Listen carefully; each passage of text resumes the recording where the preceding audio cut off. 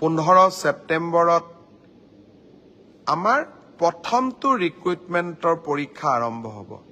11 লাখ প্ৰাৰ্থী। পৰীক্ষা পতা সহজ নহয়। যোৱাবাৰ প্ৰাৰ্থী কম আছিল কাৰণে চেণ্টাৰ কম আছিল। এইবাৰ চেণ্টাৰো বহুত, প্ৰত্যাহ্বানো বহুত। কালিৰ পৰা আমি প্ৰস্তুতি কৰিম যাতে পৰীক্ষা সুন্দৰ কৰি হয় আৰু পৰীক্ষা আমি যাতে সফলতাৰে পাৰ কৰিব পাৰোঁ। পৰীক্ষাত নকল কৰা বা পৰীক্ষাত নিয়মৰ বাহিৰত গৈ যিসকলে কপি কৰে, নকল কৰে, তেওঁলোকৰ বিৰুদ্ধে আমাৰ চৰকাৰে এখন বিধানসভাত আইন প্ৰণয়ন কৰিছে। ইয়াৰ ফলত পৰীক্ষাত নকল কৰা ব্যক্তিজনক গ্ৰেপ্তাৰ কৰাৰ উপৰিও তেওঁৰ